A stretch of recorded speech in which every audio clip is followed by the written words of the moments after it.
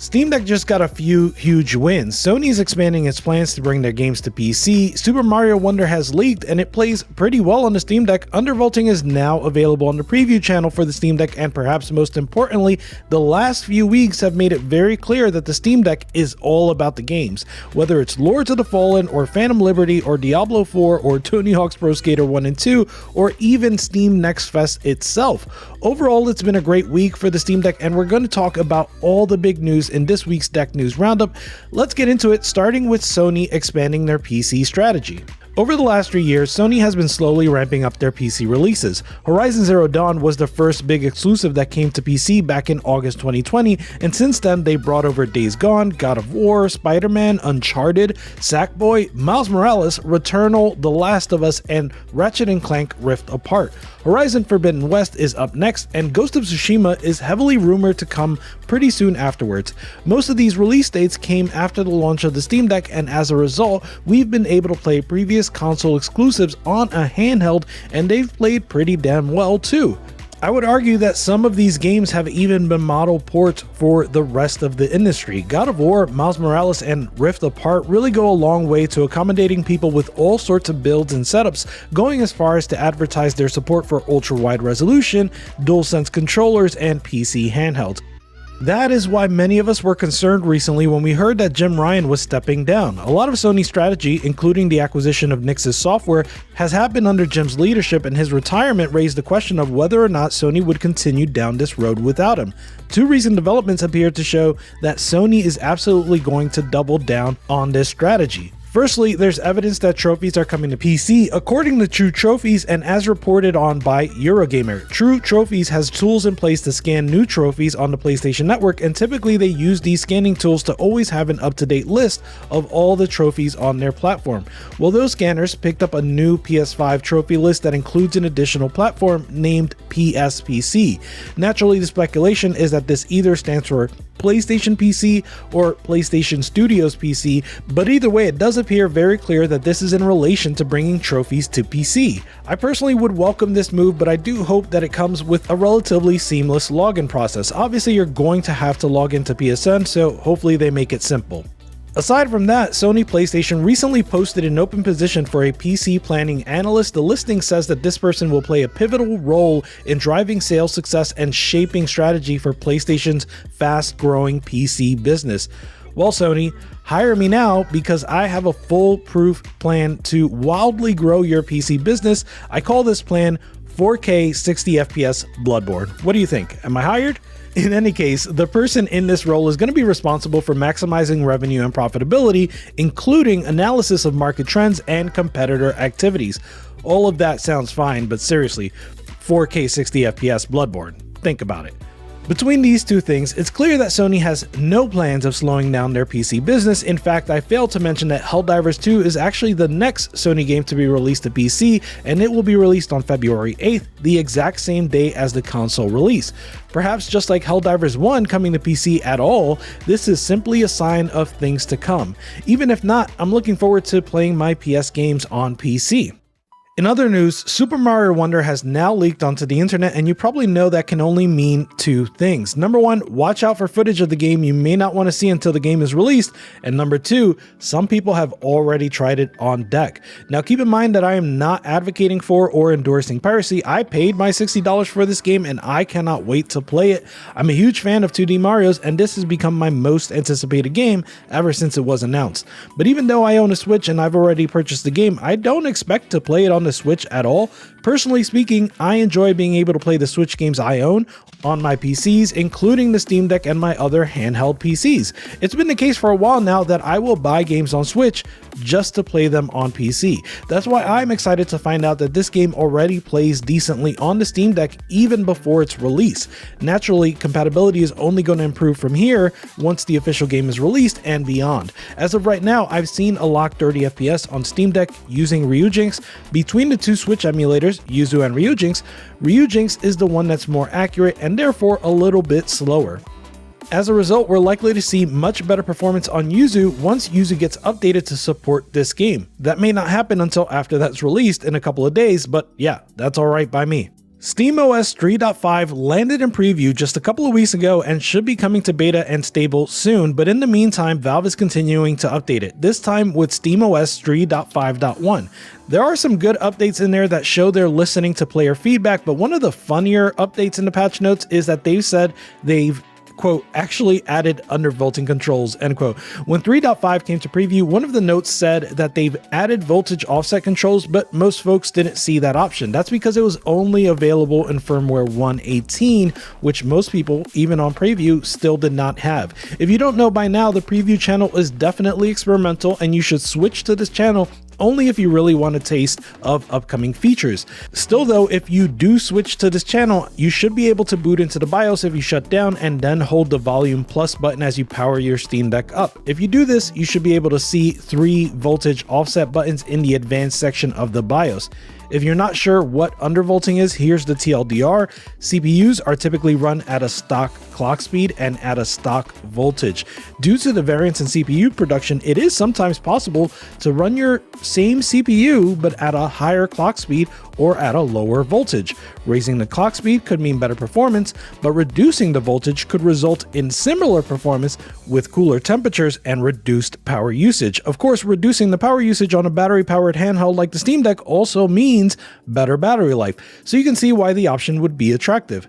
It's also important to note that undervolting does carry some small risk, not just potential crashes, but if you're not careful, you can prevent the Steam Deck from booting altogether. In order to prevent that from happening, you want to make sure you only change the undervolting parameters by 10 millivolts at a time. For example, start with all 3 options set to -10 millivolts and then test the Steam Deck from there. If the Steam Deck is stable and you're happy with the results, you can try again at -20 millivolts, so on and so forth. Friend of the channel and editor of my videos, High Tech Lowlife, has been able to get the deck down to -40 millivolts with no crashes, and the max allowed on the Steam Deck is -50. If you're able to get it down into -30 and below, you may be able to increase your battery life by 10 to 20% without losing any substantial performance. I'll be doing some in-depth testing on this to give you the results, so stay subscribed for a video on that later. Next up, let's talk about how the Steam Deck is really all about the games. We're getting to see it from all angles. Valve has of course been dedicated to making games playable on the Steam Deck, sometimes even better than they are on a traditional PC, and now we've seen more and more video games target the Steam Deck specifically and even market how their game is compatible on the deck. That is extremely different from anything we've seen in PC gaming, because even though publishers could have been targeting really popular and almost ubiquitous graphics cards, that really only accounts for one component of a PC and doesn't guarantee a great experience if for some reason your CPU or your storage was holding you back. That's why the Steam Deck is a different beast altogether. It's not just a graphics card or a singular component. The Steam Deck means that the entire machine is standardized. As a result, the developer of a game can be confident that the experience a player gets is going to match almost exactly what they've developed for. It also means that developers can do more than just target the APU and the performance of a Steam Deck specifically. They can also show what controls look like for the Steam Deck or make their own control scheme for the deck specifically. And to a degree, this has been a thing since the Steam Deck launched early last year. Elden Ring served as a launch game, and thanks to the shader cache, it actually ran smoother on the Steam Deck than on more powerful desktop PCs. Cyberpunk has a graphical preset for the Steam Deck specifically, and the new expansion Phantom Liberty actually makes it play better than ever. But in the last few weeks, it feels like the trend has accelerated. The most recent example of this is Lords of the Fallen. This is a game that is currently receiving almost as many negative reviews as positive reviews. There are complaints of constant crashes, stutters, and unplayable frame rates. So yeah, for many on PC, the experience is not that great, but when it comes to the Steam Deck, it's a bit of another story. Lords of the Fallen is a Souls-like game that came out on Friday, and I was pretty excited for this one because it takes that tried and true Souls formula and combines it with a pivotal element of one of my favorite games, Soul Reaver. There is a netherworld parallel to the main world in this game, and you can phase between the two worlds. The creative director said that Soul Reaver is absolutely 100% a reference point for them, but they take this concept even further because the modern tech allows the developers to stream between the two worlds pretty seamlessly. In any case, Lords of the Fallen is currently sitting at 52% positive reviews on Steam, and like I was saying, that has a lot to do with the issues that some people seem to be having on their machines. But over on the Steam Deck, those problems largely don't exist. Take this tweet, which was actually shared by Valve employees. It says, "Shockingly, it seems that Lords of the Fallen has been specifically optimized for the Steam Deck. Game has its own unique control scheme for the platform, actually outputs 800p, and seems to be perfectly playable at 30 FPS with good image quality." This is exactly the sort of thing you love to see for the Steam Deck. The ability to render at a 1610 resolution is huge, so you don't get the black bars, but more importantly, Lords of the Fallen seems to be targeting 30 FPS in particular, and while it does dip below that target, it never seems to get into the low 20s or even the teens as Starfield did. Interestingly, this game is built on Unreal Engine 5, which is the same engine that was used for another recent Souls-like, Remnant 2. That game debuted with performance issues on deck, but Lords of the Fallen goes to show that it doesn't have to be that way, even with a brand new version of a state-of-the-art engine. The next game to talk about when it comes to the Steam Deck getting some love is Diablo IV. Having been out since June, we actually have a pretty good idea of how Diablo IV performs on deck, but more recently we got news that it's actually coming to Steam, so if we buy this new version, we will no longer need to deal with the Battle.net launcher. As I'm recording this, the Steam version is still not out yet, but it has already been rated verified by Valve. They do note that Diablo requires an active internet connection for single player, but otherwise everything is looking good, including legible text and a default graphics configuration that performs well on the Steam Deck. It was not that long ago that Activision games were not coming over to Steam at all. Then Call of Duty made its return, followed by Crash Bandicoot 4, and more recently there was Overwatch 2, Tony Hawk's Pro Skater 1 and 2, and now this. Not to mention that now with the Microsoft acquisition, I fully expect that these titles will not just appear on Steam, but also be very deck friendly. While it's true that their most recent release, Forza Motorsport, has issues on Steam Deck, Microsoft has otherwise been very keen on supporting the Steam Deck, even with games like Halo Infinite that are playable online but had issues on deck with its anti-cheat until Microsoft resolved that problem. Perhaps that new Microsoft Activision trailer they recently published gives us an idea of what IP they may resurrect, like StarCraft or Sekiro or even Prototype. By the way, can I say I really enjoyed Prototype? I don't know if it's aged well, but it came out around the same time as Infamous, and a lot of people seemed to prefer Infamous, and I felt like I was the only one that didn't like Infamous, but I loved Prototype. It was kind of janky, but it was a superhero sandbox game I needed at the time. Great traversal, campy story, and an anti-hero protagonist that fit right into the meta of that time. Yeah, I definitely hope they bring that back. While we're on the subject of Activision, like I mentioned, Tony Hawk's Pro Skater 1 and 2 released to Steam a couple weeks ago, and as many of you know, this is a game that I've been waiting to come to Steam for some time. The Epic Games version didn't always work for me on the Steam Deck, but so far the Steam version has done great from a performance and stability perspective. One big problem it had, however, was that the multiplayer wasn't playable. Thankfully, Valve issued a Proton hotfix to resolve that issue. Unfortunately, it still requires an active internet connection to play the single player, and that's an issue that affects me more than the multiplayer personally, but it doesn't seem like that's likely to be resolved anytime soon. Hopefully that does change. Next up, there is some news on Forza Motorsport and the Steam Deck. As I said earlier, it has seen a number of issues, and overall people are not happy with this installation of the series. More to the point, it's not compatible at all on the Steam Deck, and it fails to properly launch. Pierre Liu from Valve did say that it doesn't work on Proton, and they are looking into it. Unfortunately, it's unclear what can be done from the Proton side of things because Forza seems to be looking for a UWP app. UWP, or Universal Windows Platform apps, are notoriously less compatible with Wine and Proton. There is good news though. Shortly after the launch of Forza Motorsport, Forza Horizon 5 stopped working as well. I don't know if it stopped working for the same reason as Forza Motorsport, but the symptom was the same. It would crash at the splash screen. The reason I say that's good news is because Valve ended up fixing the issue for Horizon 5. Here, Pierre Liu tweeted that, quote, "A Proton hotfix has been deployed for the Forza Horizon 5 launch failure post update and will be automatically selected," end quote. This did in fact fix the problem for FH5, but yeah, Forza Motorsport remains borked. Here's hoping this issue gets fixed too. The last game I'll mention in this segment is Assassin's Creed Mirage. This game released last week, and although it's not available on Steam, it appears to play pretty well on the deck nonetheless. Here's some footage from the channel Steam Deck Gaming, where it appears to be running over 40 FPS at medium settings using FSR2 quality. Pretty awesome. Alright, if you don't know by now, Steam Next Fest actually just finished. Steam Next Fest, of course, is the event that Steam has every few months where developers of upcoming titles promote their games, and what better way to promote your game than with free demos?